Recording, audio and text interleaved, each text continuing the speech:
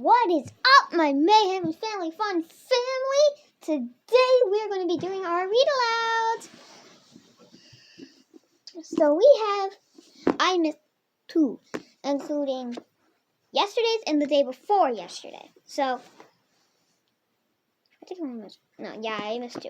So, today we have a Doopty, Dan, and the bank robber. And our Dive Wimpy Kid, Broderick rules. And the last chapter we read about how Broderick got his pen pal message from his pen pal.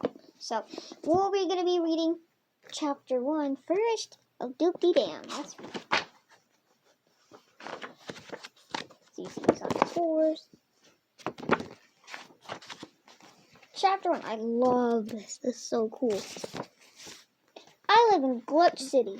Glutch City is a peaceful place. My job is to keep it that way. I'm the new Doopty Sheriff. My name is Dan. It is Monday, June 1st. It is hot. I'm sitting in the Sheriff Digby's office. The sheriff is my boss. We are having milk and cookies. So this is Dan.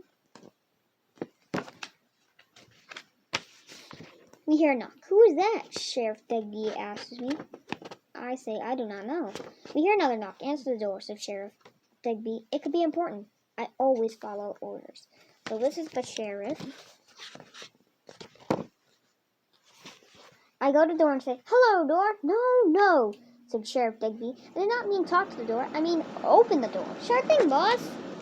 So you see, he's talking to the door.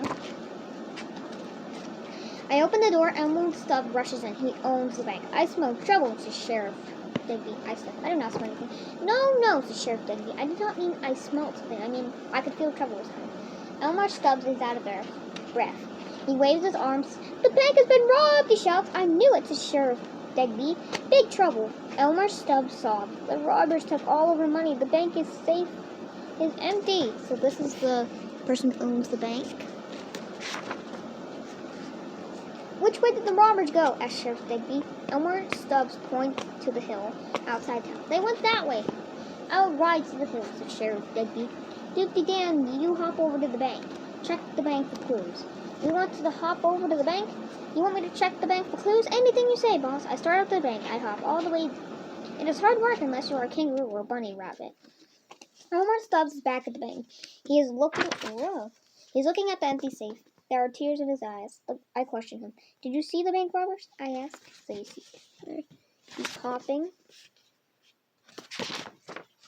Yes, he tells me. There were 4 of them. I could not see their faces. They wore masks. I write my notebook. 4 masked men. So you see, he has a notebook. Anything more? I ask. Yes, he says. They are filthy. They need baths. I write in my notebook. Dirty crooks. Elmer Stubbs shows me a note. One of them handed me this. Give us all your money or else.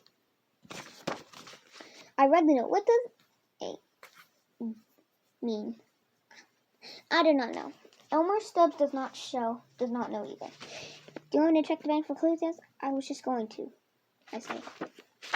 I took a crayon from my pocket. I checked the floor. I checked the walls. I checked the ceiling. I checked the chair.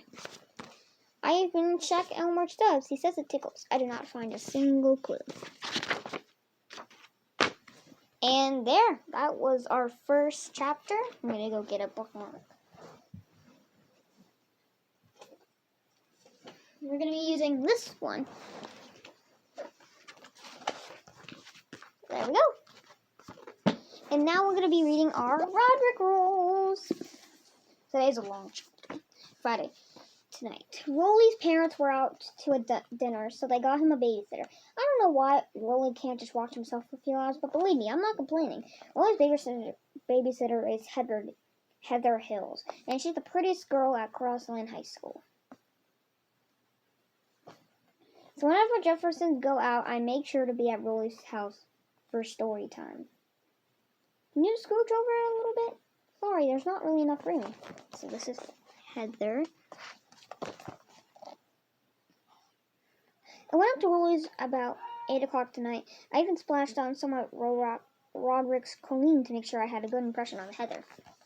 I knocked on the door and waited for Heather to answer, but I caught a little off guard when Woolie's next-door neighbor, Leland, answered instead. Hello! Ah! Can't believe Woolie's parents switched babysitters from Heather to Leland.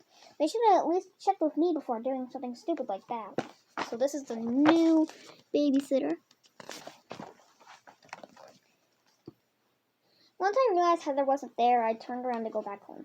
Wooley asked me if I wanted to hang out and play magic and monsters with him and Leland.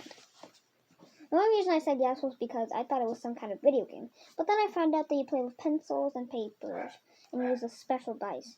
And you're supposed to use your imagination or whatever. It actually turned out to be really fun, mostly because magic and monsters you can do all sorts of stuff you can never do in real life. I light Wooley's eyebrows with a torch. Ow.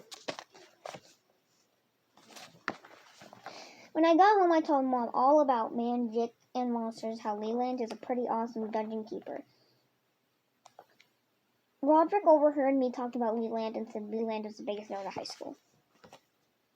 But this is coming from a guy who spends his Saturday nights putting fake throw up on people's cars in Home Depot parking lot. So I think I just take Robot's opinion with a grain of salt. What the heck? And that is it for today. Bye, guys. That was pretty quick.